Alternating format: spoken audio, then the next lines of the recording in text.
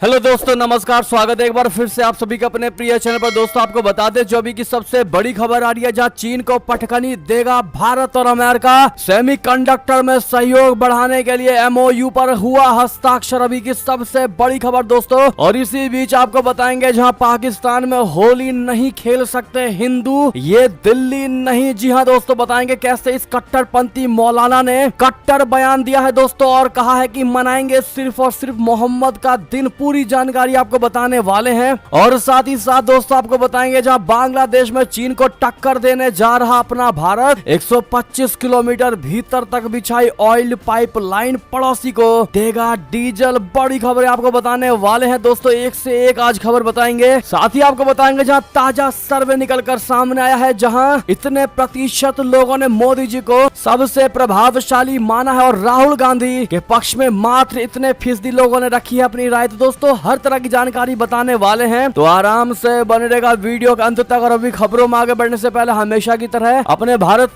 के सेनाओं का जमकर समर्थन करते और मानते हैं कि भारतीय सेना विश्व में नंबर 1 सेना है और अपना भारत महान है, तो इस वीडियो को भी कर दीजिए लाइक, चैनल को कर दीजिए सब्सक्राइब, बेल आइकन दबाइए, साथ ही कमेंट बॉक्स में लिख दीजिएगा जय हिंद। जी हाँ, तो चलते हैं पहली और सबसे बड़ी खबर की तरफ, जहाँ चीन को पटखनी देंगे भारत और अमेरिका। सेमीकंडक्टर में सहयोग बढ़ाने के लिए एमओयू पर हुआ हस्ताक्षर। बता दें भारत और अमेरिका ने शुक्रवार को सेमीकंडक्टर क्षेत्र में सहयोग को मजबूत करने के लिए एक प्रारंभिक समझौते पर हस्ताक्षर किया। दोनों देशों ने यहां वाणिज्यिक संवाद 2023 के दौरान सेमीकंडक्टर आपूर्ति श्रृंखला तथा नवाचार साझेदारी पर एक सहमति पत्र यानी एमओयू पर हस्ताक्षर किए। वाणिज्य मंत्रालय ने यह जानकारी दी। वाणिज्य और उद्योग मंत्री पीयूष गोयल के निमंत्रण पर अमेरिकी वाणिज्य मंत्री जीना रायमोंडो ने 7 से 10 मार्च के बीच दिल्ली का दौरा किया। मंत्रालय के अनुसार इस यात्रा के दौरान दोनों देशों के बीच नए व्यापार और निवेश के अवसरों पर चर्चा करने के लिए भारत अमेरिका वाणिज्यिक वार्ता को 10 मार्च को फिर से शुरू किया गया। इस दौरान भारत और अमेरिका के बीच भारत अमेरिका वाणिज्यिक संवाद के ढांचे के तहत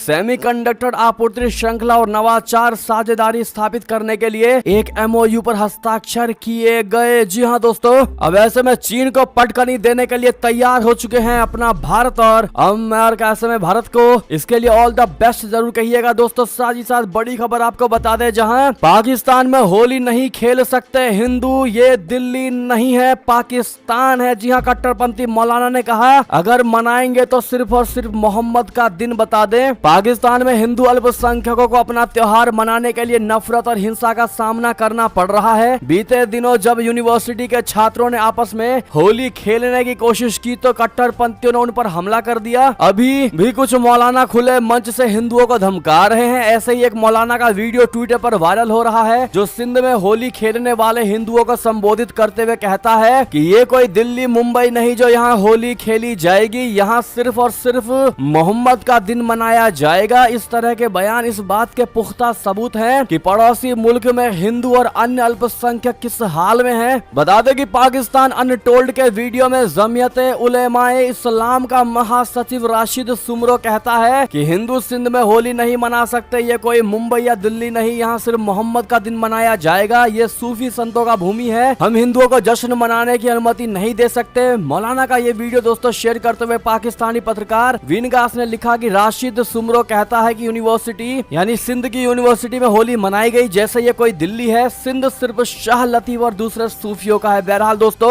मौलानाओं के जो पाकिस्तान में बैठे उनके इस बयान से ये क्लियर हो रहा है कि किस प्रकार से अल्पसंख्यक समुदाय पाकिस्तान में जीवित है। दोस्तों कितने कष्ट के साथ वो लोग रह रहे होंगे। आज का दिन अगर बीत गया तो कल के लिए उनको जरूर टेंशन होगा कि कल हम जिंदा भी रहेंगे या नहीं। ऐसे में आपकी जो भी निजी राय हो इस पाकिस्तान को लेकर, जहां पर अल्पसंख्यक खाने से भी ज्यादा टेंशन अपनी जिंदगी को लेकर रहता है उनका, पर आपकी राय तो बनती है दोस्तों। आज इतना ज्यादा हो सके इस वीडियो को शेयर कर दीजिएगा। व्हाट्सएप फेसबुक पर चलते हैं एक और खबर की तरफ, जहां पर बांग्लादेश में चीन को टक्कर देने जा रहा भारत 125 किलोमीटर भीतर तक बिछाई ऑयल पाइपलाइन पड़ोसी को देगा डीजल। जी हां दोस्तों, पीएम मोदी 18 मार्च को भारत बांग्लादेश के बीच पहली तेल पाइपलाइन का करेंगे उद्घाटन। 2020 में शुरू हुई थी ये परियोजना। बता दें भारत इस महीने एक नई पाइपलाइन के माध्यम से पड़ोसी देश बांग्लादेश को डीजल का निर्यात शुरू करेगा। प्रधानमंत्री नरेंद्र मोदी जी और उनकी बांग्लादेशी समकक्ष शेख हसीना हसीना 18 मार्च को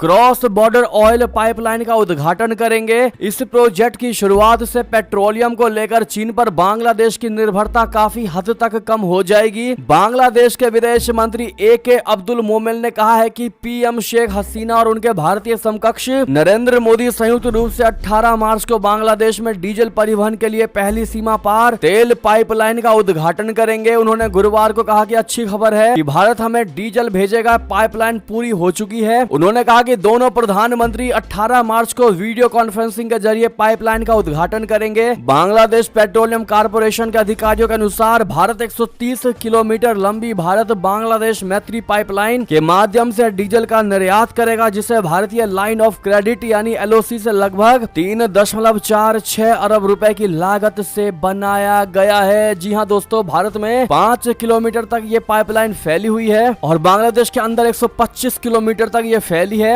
बांग्लादेश अब तक भारत से रेलगाड़ियों के जरिए डीजल का आयात करता था। मोमेन की घोषणा पिछले हफ्ते G20 विदेश मंत्रियों की बैठक के मौके पर नई दिल्ली में भारत के विदेश मंत्री जयशंकर के साथ बातचीत करने के एक हफ्ते बाद आई है। बहरहाल दोस्तों, आपकी इस पर क्या राय होने वाली है कमेंट में लिखकर जरूर बताइएगा। बात करते हैं एक और खबर की, जहां रमजान को लेकर सऊदी अरबिया ने उठाया ऐसा कदम कि भड़के मुस्लिम। जी हां दोस्तों, मस्जिदों में लाउड स्पीकर पर रोक लगा दिया गया है। लाइव टेलीकास्ट पर भी पाबंदी लगा दी गई है। रमजान पर सऊदी का बड़ा फरमान। बता दें, मुसलमानों के लिए सबसे पवित्र महीने रमजान की शुरुआत होने वाली है। इस बार सऊदी अरबिया ने रमजान को लेकर मक्का और मदीना में नियमों का ऐलान किया है। ये नए नियमों के मुताबिक कोई लाउड स्पीकर का इस्तेमाल नहीं होगा, बिना ID के कोई एतिफाक नहीं होगा, अजान का कोई लाइव टेलीकास्ट नहीं होगा और मस्जिदों के अंदर कोई इफ्तार नहीं होगा। इस्लामिक मामलों के मंत्री दावा और मार्गदर्शन शेख डॉक्टर अब्दुल लतीफ बिन अब्दुल अजीज अल शेख ने 10 सूत्रीय दिशा निर्देश दिए गए हैं। सरकार ने नमाजियों से यह भी अनुरोध किया है कि वे बच्चों को मस्जिदों में ना लाएं, क्योंकि इससे नमाजियों की परेशानी होगी और उनकी इज्जत खत्म हो जाएगी। इत्तिफाक इस्लाम में प्रथा है जहां लोग रमजान के अंतिम 10 दिनों के दौरान एक मस्जिद में अल्लाह की इबादत के लिए अपना समय समर्पित करने के इरादे से खुद को अलग कर लेते हैं। जी हां, बता दें कि इस्लामिक देश सऊदी अरब के इस कदम पर दुनिया भर के कई मुसलमान देशों ने कड़ी प्रतिक्रिया दी है। मुसलमानों का आरोप है कि सऊदी अरब के क्राउन प्रिंस और प्रधानमंत्री मोहम्मद बिन सलमान सार्वजनिक जीवन में इस्लाम के प्रभाव को कम करना चाहते हैं। मिडिल ईस्ट कवर करने वाली वेबसाइट के अनुसार सऊदी अरबिया के इस कदम पर दुनिया भर के कई मुसलमानों ने कड़ी प्रतिक्रियाएं दी है। मुसलमानों का आरोप है कि सऊदी क्राउन प्रिंस मोहम्मद बिन सलमान इन प्रतिबंधों के माध्यम से ट्यूनीशिया के पूर्व तानाशाह जिन अल अदीद और पूर्व सोवियत संघ की तर्ज पर सार्वजनिक जीवन में इस्लाम के प्रभाव को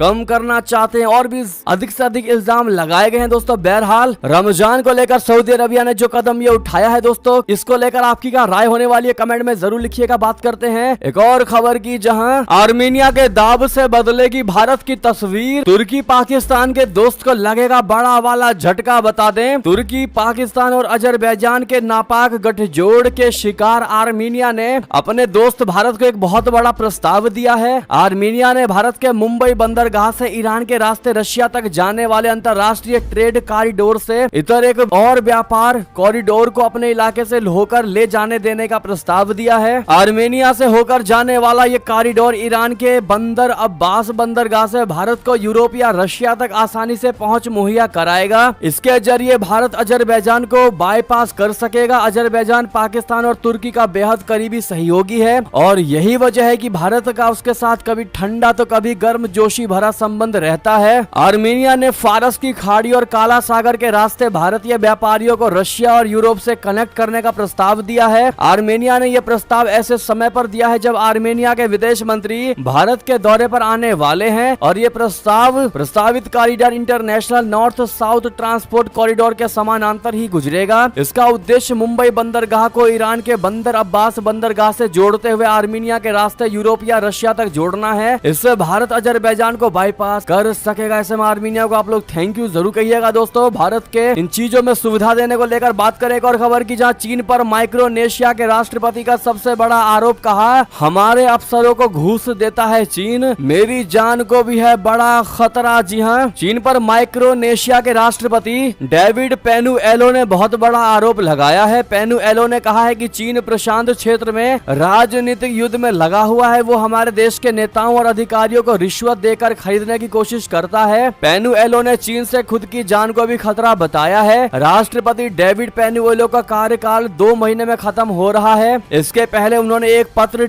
लिखकर चीन पर बड़ा हमला किया। डेविड पेनुएलो के पत्र में आरोप लगाया गया है कि चीन ताइवान के द्वीप पर संघर्ष की तैयारी कर रहा था। चीन का उद्देश्य फेडरेटेड स्टेट्स ऑफ माइक्रोनेशिया में हस्तक्षेप करके किसी भी संभावित प्रशांत क्षेत्र में युद्ध कराना था। साथ ही साथ दोस्तों बढ़ते हैं एक और खबर की ओर, जहां पाकिस्तान से भी खराब हुए मुस्लिम देश मिस्र में हालात, नागरिकता बेचे जाने की आ चुकी है नौबत। आखिर सीसी का नायाब फार्मूला क्या है आपको बता दें। बुरी तरह से आर्थिक संकट में घिरे मिस्र ने इससे बाहर निकलने का एक नायाब तरीका तलाशा है। मिस्र ने तय किया है कि ऐसे निवेशक जो देश में कम से कम $25 लाख तक का निवेश करेंगे उन्हें यहाँ की नागरिकता दी जाएगी। नागरिकता बेचकर मिस्र ने खुद को संकट से बाहर निकालने का उपाय तलाशा है, जिस पर काफी बहस भी हो रही है। देश में विदेशी मुद्रा का अकाल है और इस वजह से अर्थव्यवस्था एक बड़े संकट में घिर चुकी है। जनवरी में देश में महंगाई दर 26.5% पर पहुंच चुकी थी। आने वाले दिनों में इसमें और इजाफा होने के आसार हैं, मगर उसका ये नागरिकता बेचने वाला फार्मूला कितना कारगर साबित होगा इस बारे में सिर्फ कयास ही लगाए जा रहे हैं। दोस्तों बात करें एक और खबर की, जहां बातचीत का फैसला सिर्फ भारत और पाकिस्तान पर। जी हां, अमेरिका का बड़ा बयान, कहा जरूरत पड़ी तो भूमिका निभाने को तैयार हूं। बता दें अमेरिका के राष्ट्रपति जो बाइडेन के प्रशासन ने गुरुवार को कहा है कि अमेरिका भारत और पाकिस्तान के बीच रचनात्मक बातचीत तथा सार्थक कूटनीति का समर्थन करता है। अमेरिकी विदेश मंत्रालय के प्रवक्ता नेड प्राइस ने एक सवाल के जवाब में कहा कि वार्ता की प्रकृति के बारे में फैसला भारत पाकिस्तान को करना है और अगर दोनों देश चाहें तो अमेरिका इसमें अपनी भूमिका निभाने को तैयार है। प्राइस ने हालांकि भारत और पाकिस्तान के बीच वार्ता में अमेरिका की किसी भी तरह के मध्यस्थ की भूमिका निभाने की संभावनाओं से इनकार कर दिया है। उन्होंने मीडिया ब्रीफिंग में कहा कि इस संबंध में वे यानी भारत और पाकिस्तान खुद ही फैसला कर सकते हैं। अगर वे चाहें तो अमेरिका कोई विशेष भूमिका निभाने को तैयार है। अमेरिका दोनों देशों के भागीदार के रूप में उस प्रक्रिया का किसी भी तरह से समर्थन करने को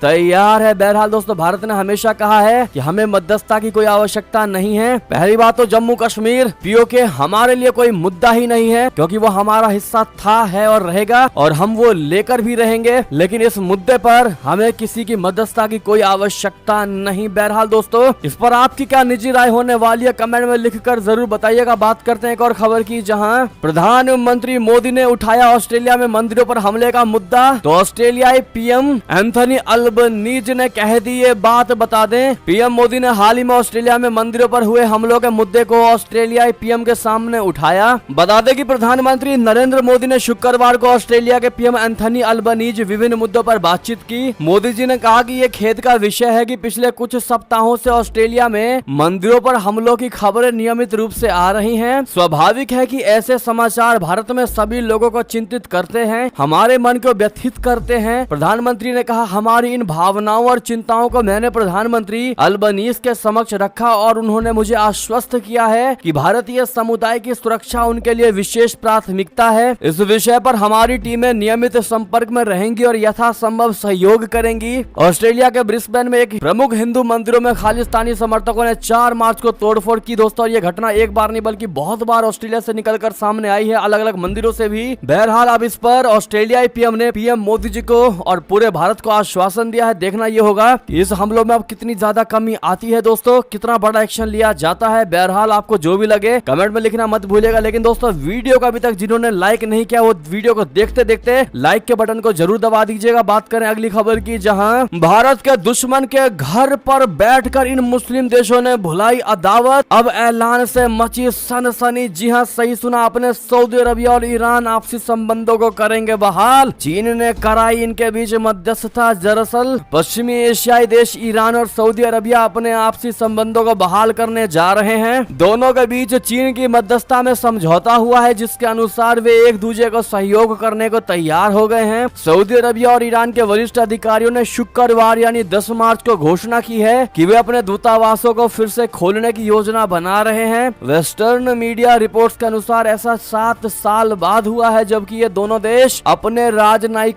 संबंधों को फिर से स्थापित करने पर सहमत हुए हैं। शुक्रवार को सऊदी अरबिया और ईरान के एक संयुक्त बयान में कहा गया है कि रियाद और तेहरान चीन की मध्यस्थता वाले एक समझौते में अपने दूतावासों को फिर से खोलने की योजना योजना बना रहे हैं। बात करें एक और खबर की दोस्तों, जहां अमेरिकी अखबार में क्या छपा कि भड़के अनुराग ठाकुर और कह दिया पीएम मोदी के बारे में झूठ, निंदनीय है। आपको बता दें पूरी खबर दोस्तों, जहां शुक्रवार को अमेरिकी अखबार न्यूयॉर्क टाइम्स में कश्मीर में प्रेस की स्वतंत्रता को लेकर छपे ओपिनियन लेख को भारत ने शरारती और काल्पनिक बताया है। केंद्रीय सूचना एवं प्रसारण मंत्री अनुराग ठाकुर ने ट्वीट करते हुए कहा कि न्यूयॉर्क टाइम्स काफी पहले ही भारत के बारे में भी कुछ भी प्रकाशित करते समय तटस्थ होना छोड़ चुका है। कश्मीर में प्रेस की स्वतंत्रता पर NYT यानी न्यूयॉर्क टाइम्स का तथाकथित ओपिनियन अंश शरारती और काल्पनिक है। इसे प्रकाशित करने का एकमात्र उद्देश्य भारत और उसके लोकतांत्रिक संस्थानों के बारे में प्रोपेगेंडा फैलाना है। अनुराग ठाकुर की ओर से यह कड़ी प्रतिक्रिया ऐसे समय पर आई है जब अमेरिका स्थित समाचार पत्र न्यूयॉर्क टाइम्स ने कश्मीर और उससे जुड़ी सूचनाओं पर कथित प्रतिबंधों पर एक ओपिनियन लेख छापा है। सूचना एवं प्रसारण मंत्री अनुराग ठाकुर ने आगे कहा कि न्यूयॉर्क टाइम्स और उससे संबंधित कुछ अन्य विदेशी मीडिया भारत और प्रधानमंत्री नरेंद्र मोदी जी के बारे में झूठ फैला रहे हैं। ऐसा झूठ लंबे समय तक नहीं चल सकता। बहरहाल दोस्तों, इस प्रकार से पीएम मोदी जी भारत को लेकर फैलाए जा रहे झूठ को लेकर आपकी क्या राय होने वाली है दोस्तों? आप क्या जवाब देना चाहेंगे? कमेंट में लिखकर जरूर बताइएगा। बात करते हैं एक और खबर की, जहां अमेरिका को रूसी कंपनी का बोइंग 737 जब्त करने का मिल गया वारंट। जी हां, अमेरिका में न्यूयॉर्क की एक संघीय अदालत ने यूक्रेन पर आक्रमण के लिए रशिया के खिलाफ अमेरिकी प्रतिबंधों का हवाला देते हुए एक रूसी ऊर्जा कंपनी के स्वामित्व वाले $2.5 करोड़ के बोइंग 737 को जब्त करने की मंजूरी दे दी है। अमेरिकी अधिकारियों ने बुधवार को यह जानकारी दी। विमान का स्वामित्व PJSC रोजन नेफ्ट ऑयल कंपनी के पास है, जिसका मुख्यालय मॉस्को में है और इसका नेतृत्व प्रतिबंधित इगोर इवानोविच सचिन कर रहे हैं। साथ ही साथ दोस्तों एक और खबर बता दें, जहां अब साइलेंट अटैक करेगा क्या ड्रैगन? राष्ट्रपति शी जिनपिंग ने विदेश नीति में किया बड़ा बदलाव। जी हां, चीन के राष्ट्रपति शी जिनपिंग अपने विदेश नीति में बड़ा बदलाव किया है दोस्तों। जिनपिंग ने एक नया 24 कैरेक्टर फ्रेज पेश किया है दोस्तों, जो उनकी फॉरेन पॉलिसी के सिद्धांतों को दर्शाता है। येल लॉ स्कूल के पॉल तसाई चाइना सेंटर के फेलो मोरिज रुडोल्फ के अनुसार नया फ्रेज चीन की नई विदेश नीति का मंत्र बन सकता है। रुडोल्फ ने ट्वीट करके कहा है कि शी जिनपिंग ने सोमवार को 24 कैरेक्टर फ्रेज पेश किया, जो नई विदेश नीति के तौर पर सामने आ सकता है। रुडोल्फ के अनुसार शी जिनपिंग ने कहा कि जोखिम और चुनौतियां बढ़ रही हैं, शांत रहिए, दृढ़ बनिए, प्रगति और स्थिरता की तलाश करें, सक्रिय रहें और लक्ष्य को हासिल करें। बहरहाल दोस्तों, इस पर आपकी क्या निजी राय होने वाली है? बात करते हैं एक और खबर की, जहां ग्वादर में हमबन टोटा चीनी सेना का दबदबा, पाकिस्तान की महाकंगाली से भारत को कितना बड़ा खतरा? बता दें, दुनिया भर से लोन की भीख मांग रहे कंगाल पाकिस्तान में चीन का दखल अब और बढ़ने जा रहा है। भारत के दुश्मन चीन और पाकिस्तान के बीच दशकों से द्विपक्षीय संबंध रहे हैं। पाकिस्तान और चीन एक दूसरे को आयरन ब्रदर बताते रहे हैं। पाकिस्तान के आर्थिक बदहाली से देश के डिफॉल्ट होने का खतरा काफी बढ़ गया है। IMF पाकिस्तान को कर्ज देने से बच रहा है। संकट की इस घड़ी में चीन ने पाकिस्तान को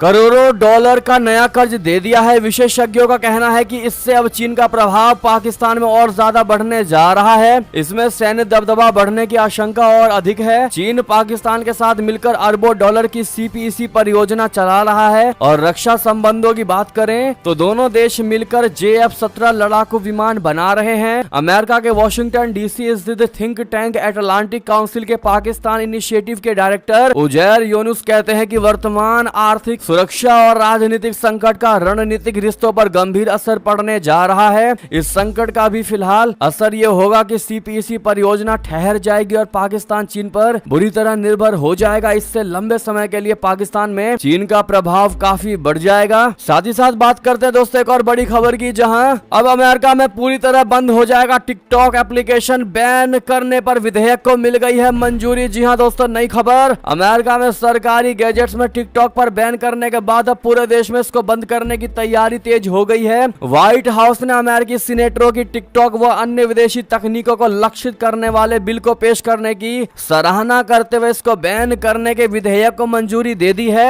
अमेरिका के राष्ट्रीय सुरक्षा सलाहकार जैक सुलिवन ने मंगलवार को एक बयान में कहा है कि अमेरिका के साथ अन्य देश भी टिकटॉक को प्रतिबंधित करने की ओर काम कर रहे हैं। व्हाइट हाउस ने टिकटॉक जैसे जोखिम वाले एप्लीकेशन को बैन करने वाले विधेयक का स्वागत किया है। क्या आप इसका स्वागत करेंगे दोस्तों? अमेरिका में जितने भी लोग मानते हैं कि अमेरिका अब देर से ही सही समय पर सही फैसला ले रहा है? तो दोस्तों कमेंट में ये बात जरूर लिखिएगा। साथ ही साथ एक और खबर आपको बता दें, जहां पाकिस्तानी अधिकारी ने कहा कि विदेश मंत्री बिलावल भुट्टो की भारत यात्रा को लेकर अभी कोई फैसला नहीं है, एससीओ में इनको होना है शामिल। जी हां, पाकिस्तान ने गुरुवार को कहा कि शंघाई सहयोग संगठन यानी एससीओ की एक उच्च स्तरीय बैठक में भाग लेने के लिए उसके विदेश मंत्री बिलावल भुट्टो जरदारी की भारत पर अभी तक कोई निर्णय नहीं लिया गया है। बिलावल और चीन के विदेश मंत्री किन गैंग शंघाई सहयोग संगठन के सदस्य देशों के विदेश मंत्रियों में शामिल है, जिन्हें भारत ने मई में होने वाली बैठक के लिए आमंत्रित किया गया है। भारत 8 देशों के एससीओ का वर्तमान अध्यक्ष है। पाकिस्तानी विदेश कार्यालय की प्रवक्ता मुमताज जहरा बलूच ने कहा कि पाकिस्तान एससीओ को एक महत्वपूर्ण संगठन मानता है और सभी गतिविधियों में भाग लेना जारी रखेगा। चलते हैं दोस्तों और खबर की तरफ, जहां बलूचिस्तान हाईकोर्ट ने इमरान खान के खिलाफ जारी अरेस्ट वारंट किया रद्द। सुनवाई को 2 हफ्ते तक के लिए किया गया स्थगित। बता दें, पाकिस्तान के आम चुनाव से पहले पूर्व प्रधानमंत्री इमरान खान अदालतों में कई मामलों का सामना कर रहे हैं। खान के खिलाफ गुरुवार को एक न्यायिक मजिस्ट्रेट की ओर से गैर जमानती गिरफ्तारी वारंट जारी किया गया था। उन पर राष्ट्रीय संस्थानों के खिलाफ नफरती भाषण देने का आरोप लगाया गया है। एक दिन बाद शुक्रवार को एक शीर्ष अदालत ने इस गैर जमानती गिरफ्तारी वारंट को रद्द कर दिया है। साथ ही साथ दोस्तों और खबर आपको बता दें, जहां सबसे बड़ी खबर आ रही है, ताजा सर्वे निकलकर सामने आया है दोस्तों मोदी जी और राहुल को लेकर, जहां 72% लोगों ने पीएम मोदी को माना है सबसे प्रभावशाली। तो वहीं राहुल गांधी के पक्ष के कितने फीसदी लोगों ने रखी है राय, आपको बता दें। पीएम मोदी पर विपक्षी पार्टियों द्वारा आरोप लगाए जा रहे हैं कि महंगाई और बेरोजगारी पर इतनी चर्चाएं हो रही हैं। राहुल गांधी की हालिया भारत जोड़ो यात्रा के बाद जिस तरह राहुल गांधी सुर्खियों में आए, उस पर भी चर्चाएं हुई। इन सब के बीच वर्ष 2024 का सबसे नया और सबसे ताकतवर सर्वे निकलकर सामने आया है। इस सर्वे का नाम है कंज्यूमर सेंटीमेंट इंडेक्स। आखिर दोस्तों क्या कहता है ये सर्वे, बता दें। सर्वे के अनुसार 72% लोग मोदी जी को सबसे प्रभावशाली नेता मानते हैं। कांग्रेसी नेता राहुल गांधी के पक्ष में मात्र 5% लोग ही हैं दोस्तों जो सर्वे में रहे हैं। वहीं 72% लोग मानते हैं कि 2023 में इकोनॉमी तरक्की करेगी। इसी तरह 43% लोग का मानना है कि सेंसेक्स 3 महीने में 70,000 के पार होगा। सर्वे में बताया गया है कि पीएम मोदी की वेलफेयर स्कीम और विकास से लोग खुश हैं। कोविड मैनेजमेंट को लेकर भी लोग मोदी सरकार से संतुष्ट हैं। क्या आप संतुष्ट हैं दोस्तों? कमेंट में जरूर लिखकर बताइएगा मोदी जी को लेकर। लेकिन दोस्तों साथ ही साथ लॉन्ग लिव मोदी जी कहना बिल्कुल मत भूलिएगा, और मोदी है तो मुमकिन है जरूर कह दीजिएगा। साथ ही दोस्तों ये थी अब तक की सारी बड़ी खबरें। आपको हमारी खबर कैसी लगी? आशा करता हूँ बहुत अच्छी लगी होगी। अगर थोड़ी भी अच्छी लगी तो इस वीडियो को भी अपने भाई बंधुओं में व्हाट्सएप, फेसबुक, ट्विटर के जरिए पूरे भारत में शेयर करना बिल्कुल मत भूलिएगा। और अभी कर दीजिए इस वीडियो को लाइक, चैनल को कर दीजिए सब्सक्राइब, बेल आइकन दबाइए। साथ ही कमेंट बॉक्स में लिख दीजिएगा जय हिंद जय भारत। तो मिलते हैं आप अगली बड़ी खबर में, तब तक अपना ख्याल रखिएगा। आप सभी का बहुत बहुत धन्यवाद दोस्तों, साथ देने के लिए, साथ बने रहने के लिए। जय हिंद जय भारत।